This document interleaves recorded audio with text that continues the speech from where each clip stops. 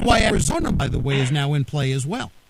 Yeah, and the whole thing, he's already taken the genie out of the bottle with, the Mexicans are rapists and criminals and this, that, and the other thing, and we've got to build a wall, and, we can't let any immigrants into the country. So, I mean, those are sort of radioactive positions, I think, for a general electorate. Maybe they play very well to the Republican base. Right. Well, Rick, now that we've done an electoral vote analysis, let's do a demographic analysis very quickly here. Let's do a demographic analysis. Trump has been doing well with whites, especially males, who make under $50,000 a year and who don't have anything other than a high school diploma or less. Okay. That's his strength. Those are the Reagan Democrats, right? The blue-collar people who are really angry about all the jobs going overseas. They hate the Democrats. They think the Democrats abandon them. They hate the Republicans. They think the Republicans abandon them, and they've gone to Trump. What is that, 10% of the electorate, 15%? It is not nearly enough to win the presidency, not anymore.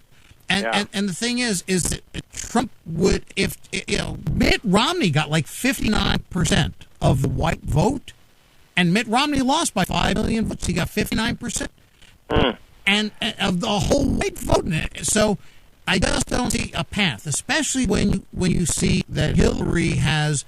And you start looking at the state, right? Because we're doing an electoral map here. I mean, New York State, right, has New York City in it with lots and lots of people who don't like Donald Trump. They're going to vote. There goes New York State, right? Illinois, dominated by Chicago, which has lots and lots of people who don't like Donald Trump, and they're going to come out to vote. There goes Illinois. Donald Trump is toxic in places which will cement these groups in and get them to come out. So Hillary's got the gender gap. We're talking demography groups, demographic groups. The gender gap is going to be enormous. Republican women, independent women are going to be voting for Hillary just to say, what, to Donald Trump, just as a way of giving him the what. Well, they're going to exercise the woman card, right, Norm? Yes. And that woman card is going to translate into something bad happening for Donald Trump. Something bad is happening. Yeah, exactly. Women are going to vote against him. So I just don't see a path. I don't see a demographic path.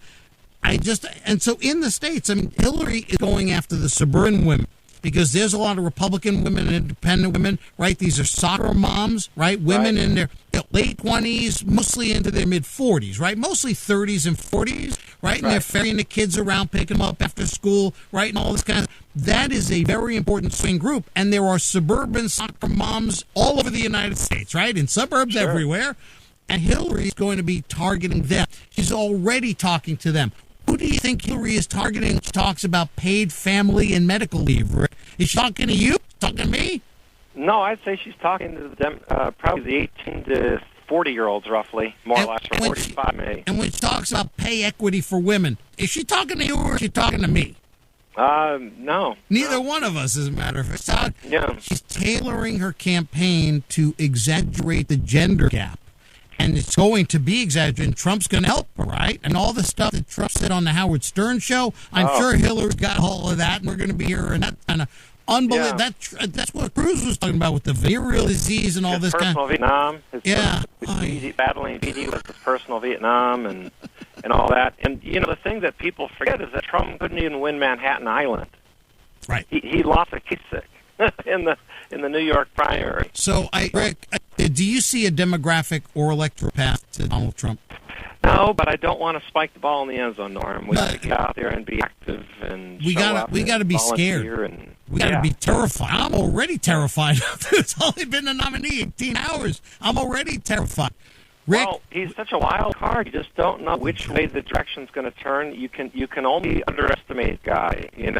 I don't want Donald Trump putting 3 or 4 people on the United States Supreme Court. Period. End of discussion. It's like when I was talking to Sherry and she said, Hillary hasn't done this. She hasn't released these transcripts. She hasn't done this. She hasn't done this. She hasn't done this. To me, Hillary is going to appoint a whole lot better Supreme Court justices than Donald Trump, and therefore I don't give a rat's ass about Hillary's this or Hillary's that. I care about the Supreme Court. And if any voter is sitting there saying that Hillary's transcripts and speeches years ago is more important than the United States Supreme Court, then I suggest they're living in an alternate reality. Rick, thank you for calling. I got to move along, but I'm really, really glad you were the first to take up my challenge. and run a demographic and electoral vote analysis. Hey, Mark, thanks for calling from Seattle. Hi, Norm. It's independent journalist Mark Taylor-Canfield reporting from Seattle, where every May Day police use flashbang grenades and pepper spray on reporters. And, man, I feel the burn, but it ain't Bernie Sanders. It's crowd control devices and tear gas. And 12 electoral votes. Yes, but I just told my editor if they want me to report it. I told them at Democracy Watch News, if you want me to report on this next year, I want a football helmet, I want a gas mask, and I want a baseball catcher's padding, because I'm tired of being attacked by flashbang grenades as a member of the press, and this time it was pepper spray, which, by the way, I'm writing about this at Oximity, but I'm very concerned about the safety of journalists in Seattle at these events, especially since May 3rd was World Press Freedom Day, and the U.S. is currently ranked 41st in the world by Reporters Without Borders in terms of press freedom. Is it the Seattle? Is it the Seattle PD that's doing all the damage here? Who's the bad actors on the law enforcement side, Mark? Well, the Seattle Police Department, as you know, probably, because we've talked about this, has been under a Justice Department review, which found a practice and policy of the excessive use of force. 85-year-old Dorothy Rainey was pepper sprayed during the Occupy Wall Street movement, and the Mayor McGinn had to make a public apology. So this is Seattle is traditionally known since the WDO protest as a police department that is highly militarized and uses lots of fancy, so-called less lethal weaponry, which can potentially actually be lethal if you're hit in the head. And there was a photojournalist who had to go to the hospital and have surgery on his face because of these projectile weapons. Whatever happened to community control of police? You've got a socialist on the city council there, Mark. Why isn't this a bigger issue? And why isn't this? This has been going on, you're right, since the WTO of 1999. I mean, that's 17 years ago. What is the problem with the citizenry exercising their voices through the democratic process to take control? I mean, it's a democratic city, for heaven's sakes. There shouldn't be a police department behaving like this, Mark. Yes, because there are lawsuits every year, and there's criticism of the training and practices and the crowd control by the Seattle police. Local TV anchors pepper sprayed, and their crew gets hit with concussion grenades. But the Office of Professional Accountability, which is the supposed civilian police review board in Seattle, is not very effective at pushing any of these complaints forward, so it ends up in the courts. I'm talking about the mayor. I'm talking about the mayor and the city council. Why aren't you just kicking mayors and city councils in and out of office until you find a batch that says, okay, we're going to rein in the police department here?